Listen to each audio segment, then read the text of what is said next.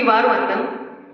आज आपण इथे आहोत कारण त्यांनी त्या काळी जे काही केलं आहे त्यामुळे आज आपण इथे उभे आहोत.